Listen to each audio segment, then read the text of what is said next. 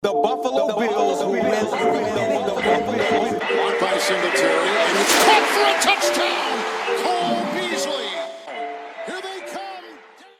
What is going on, and welcome to another segment of the Bills Yac Podcast. Got my guys in the building with me. Now, fellas, Greg, James, we got a little something we got to talk about. A lot of things going around the Bills news right now.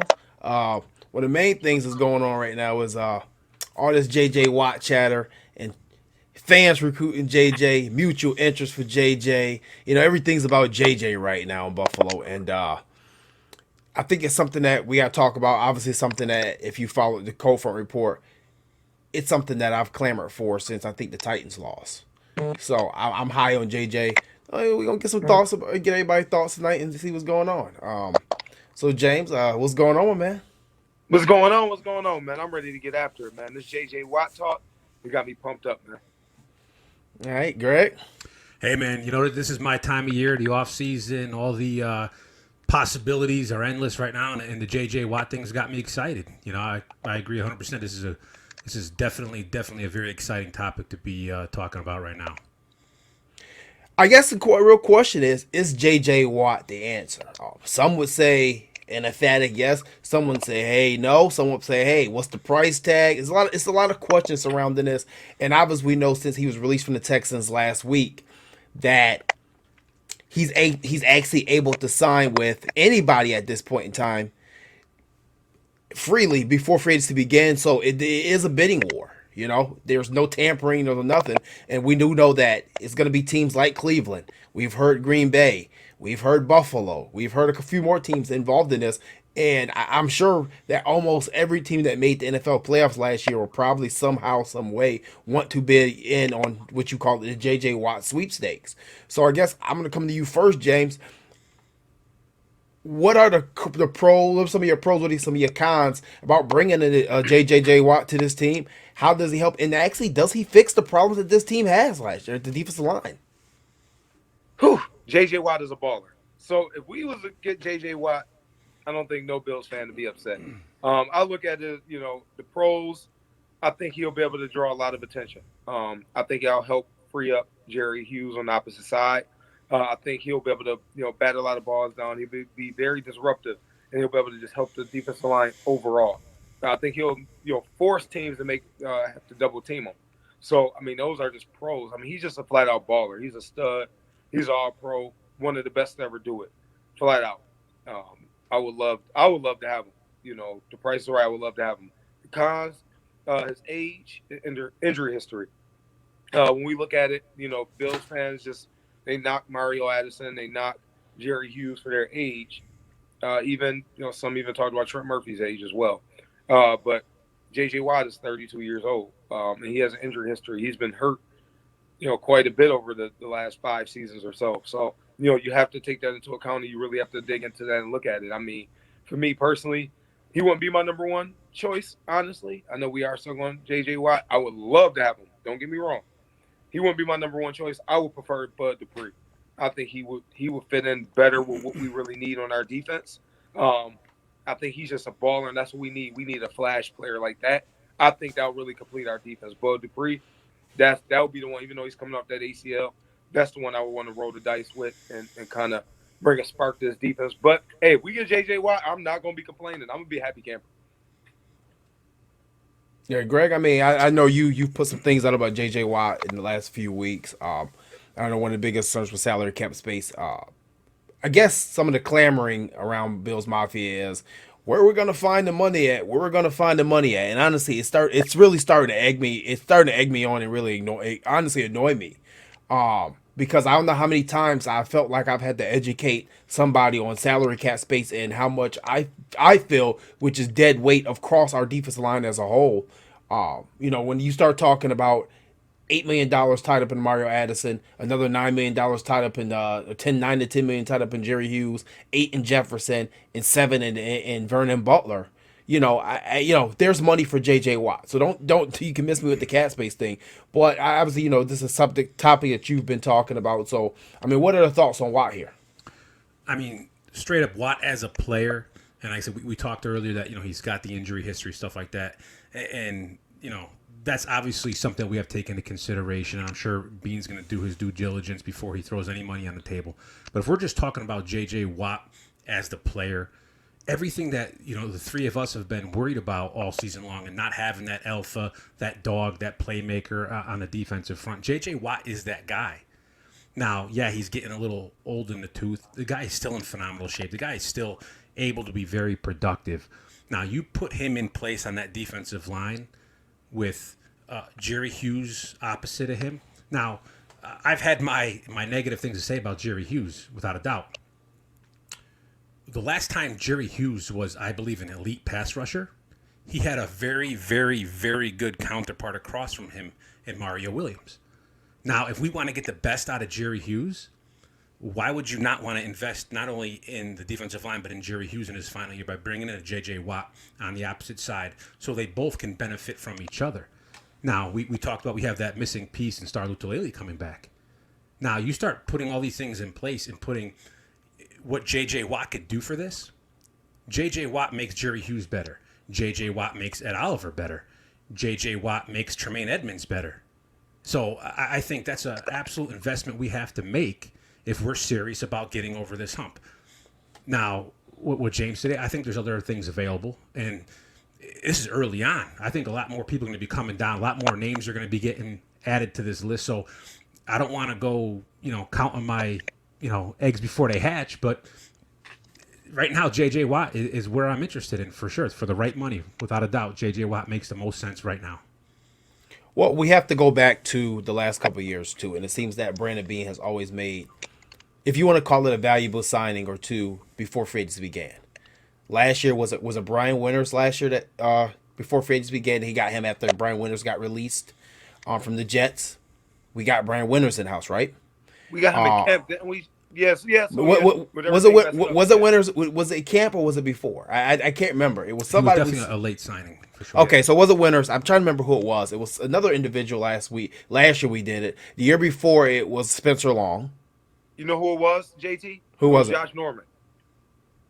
Was he signed before free agency? I think we got him before free agency. It was Josh Norman last year. Okay. When they released him, it was Josh Norman. So, each year he's done this since he's been in Buffalo. Okay, this is a Brandon Beane type of, I'm going to steal a free agent before the bidding wars really began. So my phone is ringing off the hook when I'm trying to sign 8 other people. I think Watt brings a lot to this defense. I think Watt brings a lot to his locker room. And I think that him being 32, he's coming with a sense of urgency. Like, hey, man, time is running out. I don't have much time to get a ring. Earlier on, I called this if the Bills could complete this, a Bryce Pop type of signing. Where we signed him in free agency. I think we signed him, I think it was like 10 days before the season began the year we signed him back. I think it was like 94, something like 95. But he came in, he had an MVP caliber season with the Bills right out the gate. His time was running out. His Super Bowl window was closing. He played with a sense of desperation. We struggled against the run last year heavily. I would say, obviously, with missing Star in the middle. But at times, having to try to run Jerry Hughes and Mario Addison on the edges, you knew you were going to get gashed. You just knew it. Trent Murphy was a non-factor. Hell, I don't think he pretty much wasn't even suiting up after week, 6 or 7? He was pretty much deactivated every single week after that. Just about until he had the great game versus the Ravens, if you want to call it that. He adds a lot to this team. I think he fixes a lot of problems that we have. But I think one of the things that we aren't talking about that's kind of maybe going unspoken when we talk about the locker room is the mentorship in showing the work ethic to Ed Oliver and A.J. Epenesa. That is 100%. You took the words out of my mouth, man. Absolutely. I just think that that's something that we don't talk about, and I don't know who their mentors are. Like Jerry Hughes may be their mentor. I don't know. He's the veteran of the team, the line. Mario Addison may be a mentor. They've been in the league a long time, but the skill sets very different, extremely different. Ed Oliver can learn some things from J.J. Watt with his skill set, and so can Epenesa. I don't know how you guys feel about the mentorship, but Greg, obviously, you already spoke on it. So, what are you thinking about just that tying that factor into it? I think you hit the nail right on the head, man. I think that's a huge thing. I don't think that's why we're going to go out and sign him to bring him in and be a player coach, but I think that's an added benefit to bringing him in. I would think at this point in his career, this is going to be his last stop. I'd say if we're signing him, I think this would be his last stop.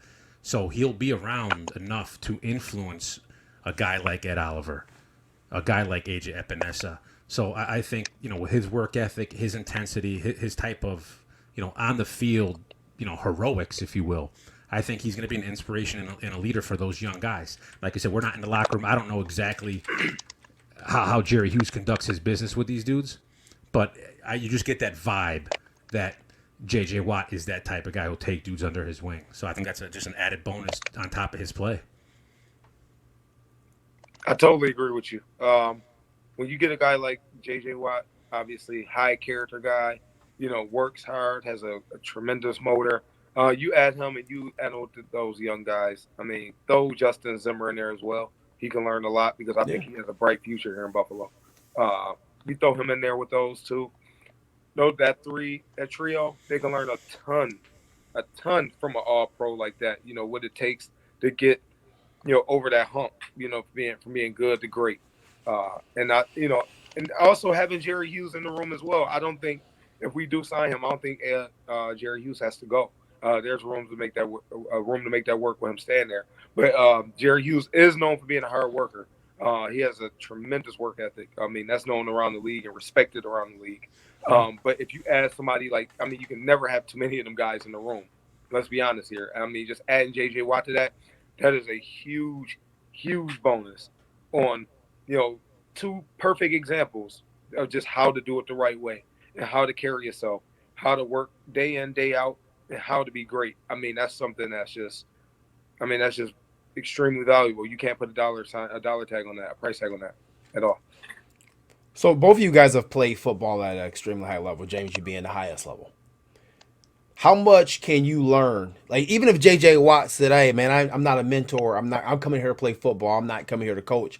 How much can those young guys learn from just watching him? How he works out, how he attacks his day, how he attacks his meals, how he attacks everything about his daily routine. How much can you learn from that as a young player? Oh my God, it's like I said, it's priceless. I learned that when I was a freshman in college. Justice Harrison. He ended up getting drafted by the Patriots. Yeah. And he was a savage. We had two completely different running styles. But I just had this conversation. What I learned from Justice, it had very little to do with the football field, but how I approached it off the field. And that's what took my game to a whole nother level. Like, completely different level. Meeting rooms, how I approach meetings, my diet. Sundays after the game, Justice was in the weight room on the treadmill, on the Stairmaster. He was lifting. We all lifted on Sunday, but he was lifting. He was on the field an hour before we practice on Sundays, running and working. I learned how to prepare from Justice. I understood how to take care of my body from Justice. I understood how to study film from Justice.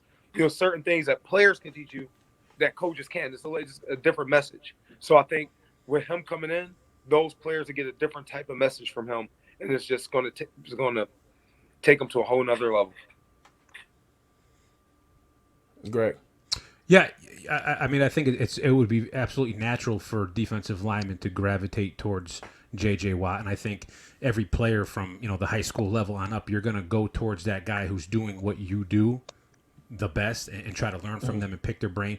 And I said, if it's not a J.J. Watt who's going to turn around and be a coach and sit there and go over every step with you, you could just sit back and watch this guy, like James said, how he approaches the game, how he approaches practice, how he approaches breaking down film. Now, on a defensive line standpoint, how he approaches breaking down his assignments in front of him, what he sees as weaknesses, how he's going to approach his game that week, what pass rush moves he thinks are going to work best. Now, guys could sit back and learn from that and see what he's pinpointing as areas to attack. This is how I'm going to go up against this guy because his drop is heavy, or he's very soft getting into the inside. So the nuances of the position can be taught. and by watching. And I think J.J. Watt, whether he is or is not that player coach type person, just watching how he attacks things and how he does things is going to be definitely a benefit to those younger guys around him. So, like I said earlier, having J.J. Watt as the player, that's where you're going to spend your money. But the added bonus is what he's going to do to those other guys you've already invested in the Epenesa and the Oliver and the Zimmer and the other players around him. And that's like James said, that's priceless. I mean, personally, I think J.J. Watt is the type of guy that's going to take people under his wings and be like, hey, listen, just, hey, young fella, do it this way. Hey, do it, run this way. If you do it this way, you'll gain this advantage. You know, I see J.J. Watt as the type of player in person all the way through. But I guess the next part of this is you're coming off your most successful season in the Bills in the last, 2 decades, essentially. You promised the fan base that by 2021, this team would be competing for a Super Bowl, which in this year they were. The D-line to me seems to be Bean's weakest, McDermott's and Bean's, because I'm going to put it on both of them, weakest scouting point to me. Every coach, every GM has a weak point. No GM and no coach is perfect in any area, okay? At all. Everyone has a weak spot. How important is this for them to get this done? Not only for team purposes and helping fixing what the issue is on that defense, but at the same time to send that shot heard around the world, if you want to call it, to the league. Like, yeah, you know what? We're looking to get better. We're looking to get past Kansas City and anybody else who's getting in our way. We're here. We're coming. Greg, how important is this?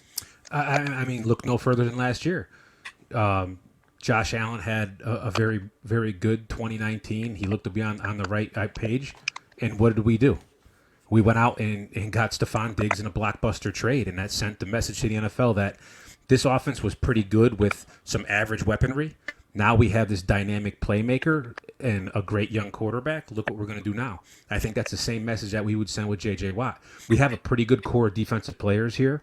We don't have that alpha, but we have a pretty good defense. Now, look what we have.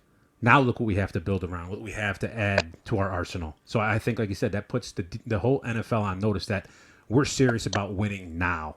You know, the future's not promised. We don't know what's going to happen with this franchise in 2, 3, 4 years.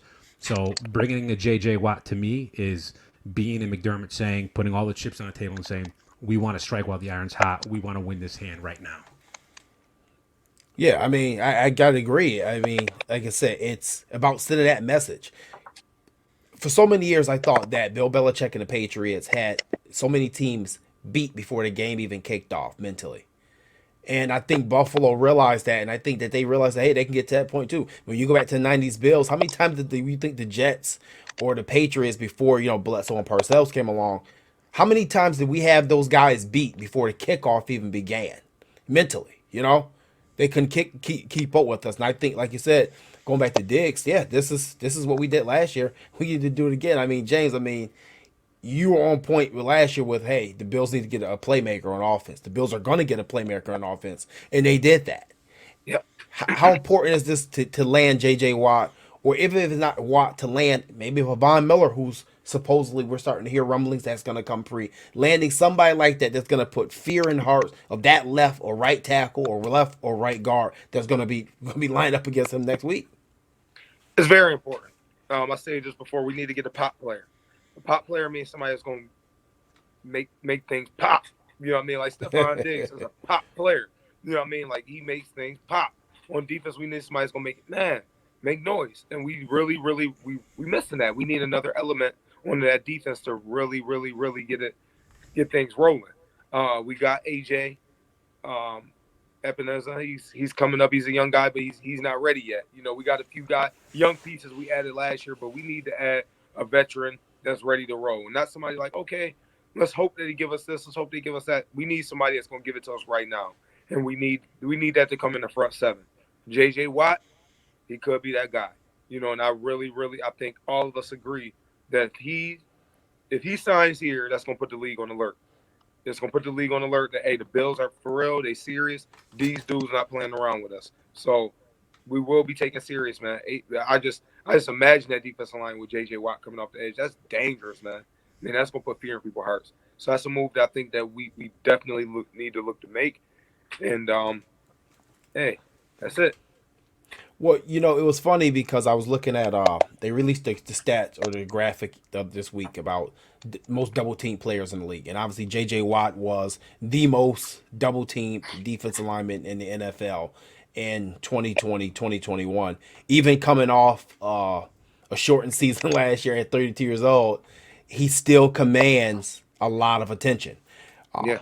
Jerry Hughes was our most double team defensive lineman by pass rush stats. I'm pretty sure it's probably, when you really look at it, it's probably Ed Oliver. I'm sure they don't count certain double teams in your inside like that. And he was just in the middle of the pack. It was nothing special about Jerry Hughes' double team rate. So adding Watt, to me, it helped. Besides pass rush, what excites me is attacking the run game and watching teams just kind of gash us last year at times. So I start with Tole. Yeah. That's what excites me more, because it's like, you know what? One thing, if J.J. Watt is not getting 10 sacks, what you're not going to do is you're not going to run right at him. You've never been able to do that his entire career. And you can go back to Wisconsin and look at the tape. You're not just going to run right at him. And I think that helps a Tremaine Edmunds. That helps whoever the other linebacker is. I know we all don't believe it's going to be Matt Milano anymore. Coming across to, hey, 9 times out of 10, or maybe we'll say 7 times out of 10, the run is probably going to that side and not this side of the field. So you can better prepare for it. I just think that this is a no-brainer. I mean, I know we'll hear names as time go on, as you brought up Bud Dupree. We hear names about Yannick and Ngakwe. Name is going to be popping up. We'll hear that one. You'll hear Von Miller name popped up too. But I think out of all these guys, and nothing against any of them, when it comes to a Bud Dupree, for me, the only reason I'm off the train for that is the amount of money and years you're going to have to give him. I don't think it's going to be able to match up with what you got to do this year. But because I like Bud, but you're going to have to pay him a long term. He's not going to take anything short, especially coming off a torn ACL. When you talk about Yannick Ngakwe, it almost presents the same problem that we've had. Now, or do we have to take this guy off the field on first down because they may run right at him? When you talk about a Von Miller, this is a guy who's coming off a serious injury. He really hasn't played the 4-3 since a couple years now. He's more in a 3-4 defense when he wasn't injured. Watt seems to check every single box as far as what you can do defensive front-wise. And, Greg, and I want you to talk about a little bit what we can do with our sets with having Watt instead of some of these other guys.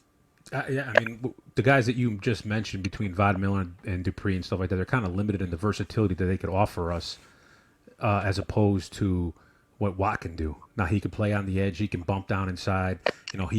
He's just a freak. I mean, there's very few people in the NFL like him that are athletic and fast enough and have the pass rush ability to play out on the edge the way he does, and to bump down inside and to take on double teams, to split them, and to be, as disruptive as he is in the backfield. So, like you said, the other guys, if you're looking at it from a sexy pass rush standpoint, Bud Dupree is appealing, money aside. Von Miller, as a pass rush standpoint, is sexy.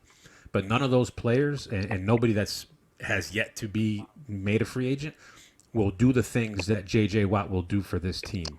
And I think that's where the investment comes from, that what he can do on the interior, like you said, being disruptive. Now, you look down and say, we could have a set where we're looking at an Ed Oliver, a J.J. Watt next to him with a Jerry Hughes and an Epenesa, or another pass rusher out there. That's the most athletic we've ever been up front in a very, very long time.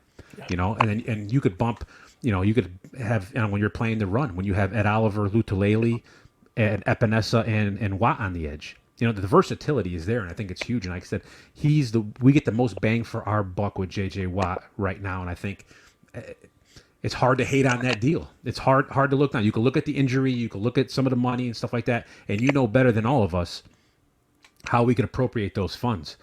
It's almost like it's got to get done.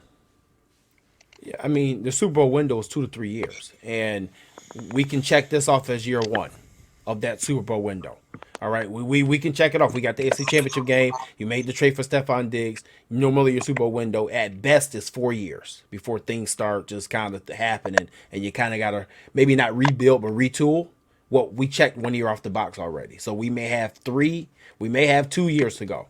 I don't think this is going to be a Jacksonville Jaguars situation where, things just go to hell and everything just falls off the cliff because you refuse to switch your quarterback. We have our quarterback and we're fine with that.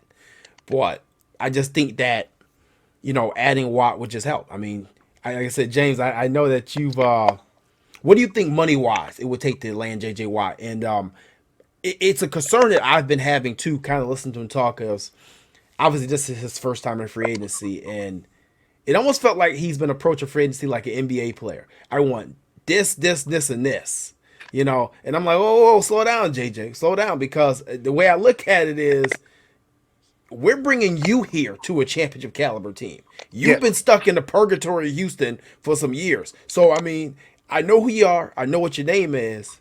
But don't forget it, man. You're coming here to win. We can still win without you. Money-wise, I'm comfortable with anywhere between 12, 13. Anything more than that, I'm not sure I'm comfortable with it. I'm just not sure. Because of the age and because of the injury history. And that's not saying he's a bad football player, but it is a gamble. At the end of the day, it is a gamble. Wonder if, God forbid we get him, we sign him, everybody hopes is up.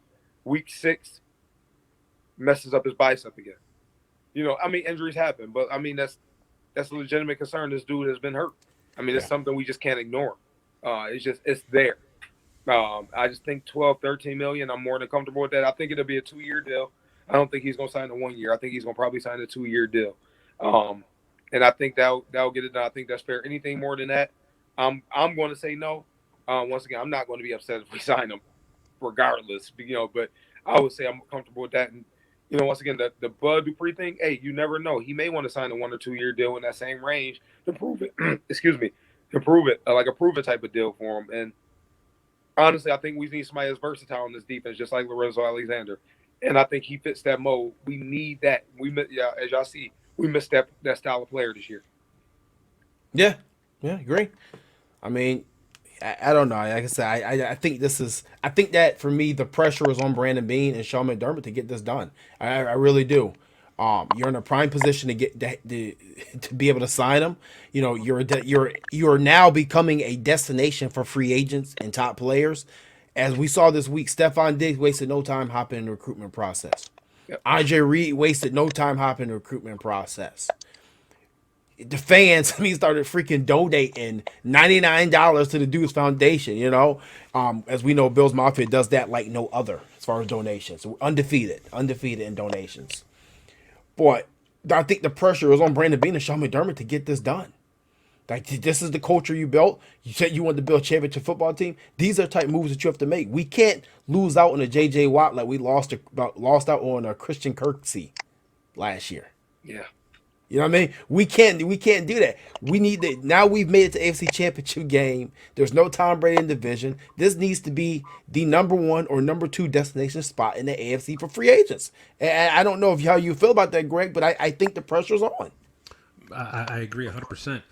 Obviously, Beane and McDermott are looking short-term and long-term at the same time. They want to bring in somebody that they can help win right now, but they also want to create this culture of, hey, we're a place that you need to come and look at and be a part of. We have that winning culture here. We're a team that's going to be in it. So a guy like a J.J. Watt who's coming to the end of his days and saying, you know what, I want to go win it. When's the last time any former MVP player at the end of their career with some good years left said, hey, you know what, I want to go win it. Let me go to Buffalo. You know what I'm saying? It's been forever since that's happened. So I think they want to create that culture where players could sit there and say, yes, I'm going to seriously sit down and seriously consider coming there because I want to be a part of this. I want to win, and I want to win now. And you're giving me that opportunity. And at the same time, make the right investments in players that can come in and change, the things that we're missing out on and add to that culture and add to that free agency destination. And I think J.J. Watt does that. The more I was in on J.J. Watt the other day, but the more we're sitting here and talking about it, the more I'm into it. I just feel like I'm already convinced, but you guys have convinced me even more that Beane's got to do it. We've got to get this done for so many reasons, all the reasons we just listed. And I think that'll give us such a, especially us, we've nitpicked this team and their inadequacies I feel like a lot of that has changed with J.J. Watt, and it makes me sleep better at night. If we were able to land a J.J. Watt now, and he comes in, he has a phenomenal season, he's happy. We traded for Stephon Diggs last year. He came in, had the greatest year of his career, and he's extremely happy. And he's not afraid letting the world know. You've brought a Josh Allen in to much of the dismay to a lot of critics, and you transformed him into a 4,400-yard passer, 69% completion percentage, and MVP candidate. What does that say long term about free agent players coming here to Buffalo? Players who, as I would say, need a little bit of rehabilitation coming to Buffalo long term, because not only along with AJJ Watt's injury concerns, right? One thing that we don't speak about after that of that aforementioned things I just said is the fact that Buffalo has the best training staff in the NFL. It has the best training facility in the NFL. I mean, how much does that say long term to free agents, draftees, older vets looking to come off injuries, maybe some guys with some character issues looking for a new start? James, what does that say to all these guys here if this is successful? Oh man, I mean that's Bills is a spot. Buffalo is a spot.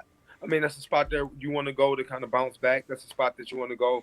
Hey, you may want to take less here to, you know what I mean? And you'll be able to add a couple years onto your career by taking a couple million less by going to play in the Buffalo. I believe we are that destination now.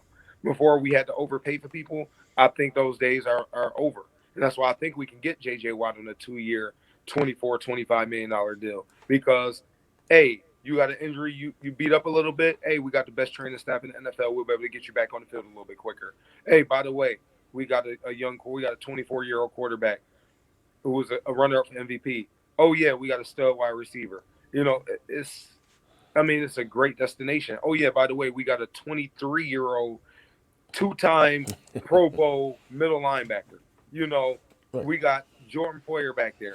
We got Micah Hyde back there. I mean, this is a great destination and a great fan base. Who wouldn't want to play for a fan base like, Bills Mafia? So, I mean, when you look at that as a player, who wouldn't want to come to that? You're winning. Who wouldn't want to come to that? Yeah, the cold weather is a knock. But when you're winning, it's a little bit warmer. That 20 degrees don't feel like 20 as much when you're 13-3. Right. Well, you know what? A new stadium's coming soon too. So if you're down the line, you may not have to play in the cold in December. We'll know a lot of people against it, but just another added benefit, if you want to call it that. When it boils down to me, I guess my final thoughts, and I'll get you guys' final thoughts to the topic, is there's no better destination in the NFL when I look around than Buffalo for J.J. Watt. When you look at Cleveland, to me, there's still a certain uncertainty for me. You don't know if they're a passing team. You don't know if they're going to be a power run team. It looks attractive. They look good, but they remind me of the Jacksonville Jaguars a little bit. They can fall back off the cliff and back to purgatory. When you look at Pittsburgh, they're not committed to Ben Roethlisberger right now. So if you're going to sign a 2-year deal there, 3-year deal, why would you sign there? Green Bay, limited cap space. Aaron Rodgers causing problems once again because he's a diva. I mean, I think we can say that definitively about Aaron Rodgers is that he's a little bit of a prick. I think we can say that now. So you don't know what's going to happen there. You got a first-round quarterback on the bench. You may have a quarterback controversy. So why would you go there? The Rams, they just traded for Matt Stafford. He's had an injury history. This is a team that has going to have all type of salary cap problems. Why would you go there? So when I go through these teams, I can't pinpoint a better location or destination for J.J. Watt to sign than Buffalo. I'm sorry. I just can't. I don't see it. There's nothing on the books right now. If you're going to sign before the NFL draft and before NFL free agency begins, there's no better destination in NFL than Buffalo. Greg, what do you think? Well, is there any way we could just tape what you said and somehow get that to J.J. Watt so he could hear that? Because that's pretty much everything he needs to hear right there in a nutshell. I can't really. It sucks that I got to follow that up because that's basically what I think we're all going to say is there's no better place than Buffalo, and like you hit a lot of it. I mean, Cleveland. There's a lot of personalities, big time personalities in Cleveland. I mean, Beckham still fling around. I mean, Mayfield's still a big mouth, and there's Buffalo doesn't have those kind of personalities in a bad way. You know, there's nobody that's going to compete for airtime with J.J. Watt. There's nobody who's going to want the headlines, you know, more than J.J. Watt. That's not going to be a controversy here for him.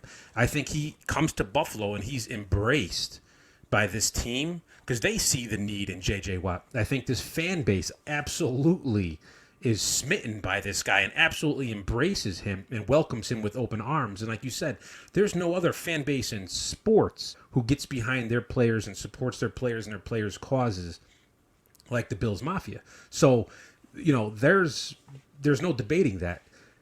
You know, my final thought is I think on both parts, it's just a mutual agreement that both people need each other. And there's no better place for J.J. Watt to be than here. And there's nobody else that we need more for the right money than J.J. Watt. Let's get to the altar. Let's get married. Let's go on our honeymoon and win a Super Bowl. End of story. That's it. James. Get him here. Point blank, period. Let's get him here. I think, once again, like I said, it's not necessarily my first pick, but I love the idea of rolling out J.J. Watt at one defensive end, Jerry Hughes at the other, Ed Oliver, and Star Latulippe. I mean, come on, man. Come on. And then what you bring in off the bench, you bring in some young juice off the bench. I mean, and I believe we could probably make that work by releasing Mario Addison and Vernon Butler. Just release those two alone, I believe we can make that work. I mean, you can go 13 each year, and it's like for 2 years. I mean, come on, man. Let's get that done. I mean, I really think that can change the culture of that defense. Bring some attitude. I mean, he's a disruptive force. And we're not putting everything in his lap like, hey, you have to make us better now. Right. There are pieces around where he doesn't have to be, if you don't make the play, nobody's going to make it. You're not in Houston. Right. If you're not going to make the play, Jerry Hughes he may make the play. Star going to give you a push. Ed Oliver, I'm telling you now, he's going to have a breakout season next year. Remember I said it? Book it. Ed Oliver's having a breakout season next year. 100%. Watch what I tell you. I mean, now you got guys that can roll with you. And then you got Tremaine Edmunds that's back there and roaming around. I mean, it's a match where I think, dude, you have to. I mean, me being a football player is just like, it's a match made in heaven, dude. You can sign a 2-year deal, chase that Super Bowl, play a high level of football with some ballers, with a great culture, a staff that's in place, that's here. You know, they're signed long term. There's nobody in limbo. Everybody that matters is signed here for the next couple of seasons, at least player wise. And they read up Bean and McDermott long term. Let's get this done, man. Right. Let's get it done. There's no controversies, as you guys both just stated. There's no controversy. There's no ego issue. You have a clear-cut leader on the offensive side of the ball. And honestly, I think the defense is still kind of looking for that clear-cut leader. And I think J.J. Watt could be that guy. Tremaine Edmunds, Jordan Poyer, Micah Hyde, they're all great players, but they're all kind of laid-back guys a little bit, you know? They don't want to be that vote. J.J. Watt, you can come here, and if you really want to be part of a community, then be a part of the community in Buffalo. Do that stuff you did in Houston and Buffalo, and trust me, people will respect it. People will love you for it. As I stated, there's not a more perfect destination for Watt than Buffalo. I don't think money is an issue. As you stated about Mario, you could cut Mario Addison and Vernon Butler. Well, if you really had to do the $12 million, which I think that's going to be around the number. When he ultimately settles, I think it'd be something like 2 for 24 or 3 for 36 with the option, a team option for the third year. If you need the 12, you got 8 in Jefferson and you got 7 in Butler. Because remember, we can move Watt to that 3 technique inside on passing downs if we really wanted to, as Greg stated earlier. So really, you got $15 million. So you get another 3 to go get you somebody else if you like. But no, man, I think this was a great segment, fellas. Hopefully, I know we're all on watch if you want to call it, and I guess we'll have to see what happens. But other than that, I mean, everybody, thank you for tuning into the Bills Yac Podcast as normal, and stay tuned for the next segment. Make sure you're following us on www.coldframereport.com to check out all these great articles that's coming out. So until next time, catch you later. Watt, come to Buffalo. The Buffalo Bills win. Singletary, and it's caught for a touchdown. Cole Beasley. Here they come. Down he goes. Corkscrewed in by the rookie and Oliver. Singletary in the backfield. He gets the handoff. Tries the left side to the 5.